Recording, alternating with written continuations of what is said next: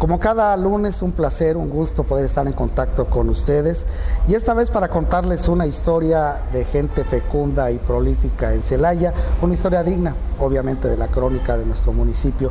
Corrían finales de los años 20, cuando una familia, unos esposos procedentes de Jalisco, huyendo de la guerra cristera, vienen y se sientan a Celaya. Ellos eran de una honda raigambre católica y tal vez por ello se tomaron muy en serio aquello de crecer y multiplicaos, a grado tal que es una de las familias más prolíficas de Celaya. Me estoy refiriendo al comerciante don Gregorio Zúñiga y a su señora esposa, la señora Rosalba Ruiz Velasco, mis abuelos. Ellos tuvieron la friolera de 20 y tantos hijos, 27 hijos, porque, pues ellos creían a pie juntillas que los hijos que Dios les quisiera mandar. Tal vez por ello, un poco siguiendo la secuela, mi madre se conformó solo con tener 11 hijos y yo por mi parte, abono a la demografía de Celaya con 5 criaturas más. Por ello, hoy quiero platicar un poco de niños. En la historia de la humanidad, hay niños de todos tamaños, de todos colores y de todos sabores. Hay niños que han pasado a la posteridad por su genio innato.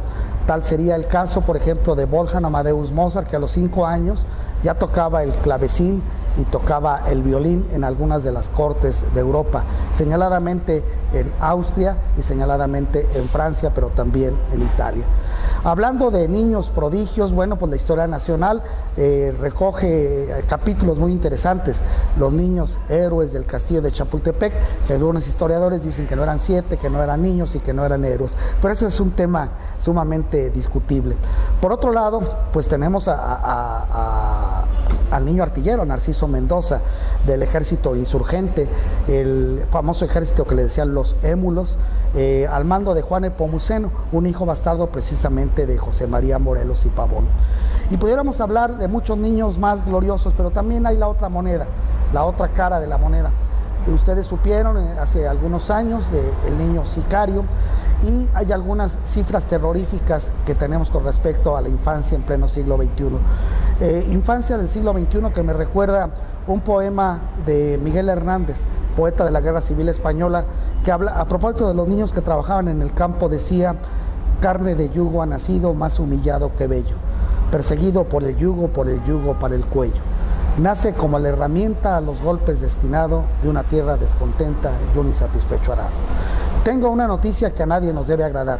En México, 8.5 millones de niños trabajan, cuando la Carta precisamente de los Derechos de los Niños, promulgada por la ONU y de donde nuestro país es suscriptor, prohíbe precisamente el trabajo infantil. Con un dato duro también sumamente espeluznante. De esos 8.5 niños que están registrados, que trabajan, la mitad, es decir, más de 4 millones, no reciben salario alguno. Y para seguir documentando el pesimismo con respecto a la infancia, que acaba de celebrar el 30 de abril su día, déjenme decirles algo terrible. Según las estadísticas de la ONU, de la UNESCO y también datos del INEGI, cuando transcurre el día de hoy, lunes, 2 niños en nuestro país habrán fallecido víctimas de la violencia. Algo tenemos que hacer, algo está pasando. Diría Shakespeare a través de uno de sus personajes: algo está podrido en Dinamarca. No podemos quedarnos impasibles. A los niños, a los prójimos y a los próximos, a esos locos bajitos de los que hablaba Serrat, tenemos que darles amor y protección. No sé usted qué opine.